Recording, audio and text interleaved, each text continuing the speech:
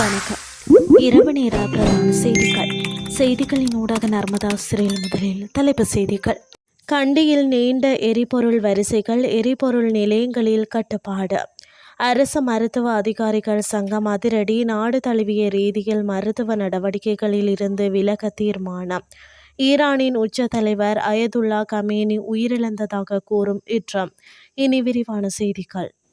மத்திய கிழக்கு நாடுகளில் நிலவும் போர் சூழல் காரணமாக இலங்கையில் எரிபொருள் தட்டுப்பாடு ஏற்படக்கூடும் என்ற அச்சத்தில் கண்டி நகரில் உள்ள எரிபொருள் நிரப்பு நிலையங்களுக்கு முன்னால் இன்று நீண்ட வரிசைகள் காணப்பட்டன. தமது வாகனங்களுக்கு எரிபொருளை பெற்றுக்கொள்வதற்காக மக்கள் 2 முதல் 3 மணித்தியாலங்களுக்கு மேலாக நீண்ட வரிசையில் காத்திருப்பதாக தெரிவிக்கப்படுகிறது. எரிபொருள் நிலையங்களுக்கு மக்கள் அதிக அளவில் வருகை தருகின்ற நிலையில் நிலவும் நெரிசலை கட்டுப்படுத்தும் நோக்கில் பெரும்பாலான எரிபொருள் நிரப்பு நிலையங்கள் கலன்கள் மற்றும் போத்தல்களுக்கு எரிபொருள் வழங்குவதை தற்காலிகமாக நிறுத்தியதாக தெரிவிக்கப்பட்டுள்ளது.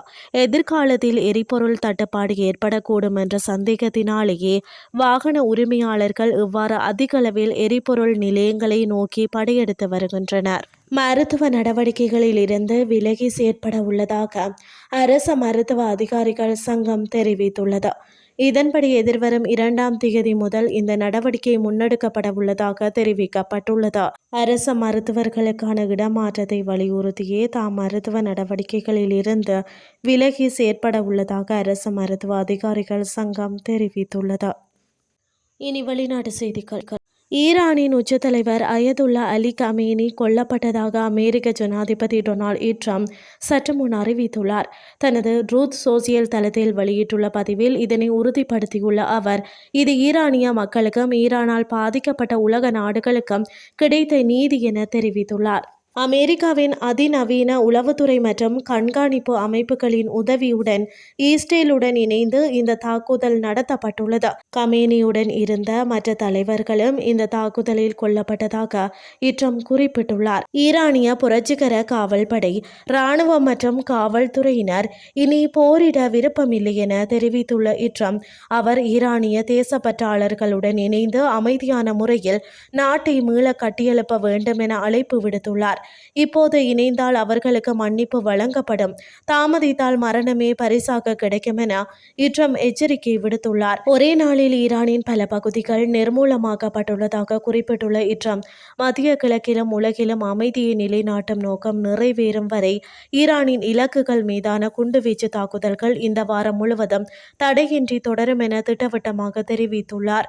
ஈரானிய மக்கள் தங்கள் நாட்டை மீட்டெடுப்பதற்கான மிக சிறந்த வாய்ப்பு இது எனவும் அவர் தனது பதிவில் சுட்டிக்காட்டியுள்ளார். அத்துடன் தெஹ்ரானில் உள்ள அவரது இல்லத்தின் மீது நடத்தப்பட்ட தாக்குதலில் அவர் உயிரிழந்துள்ளதாக இஸ்ரேலிய தரப்பு நம்புகிறது.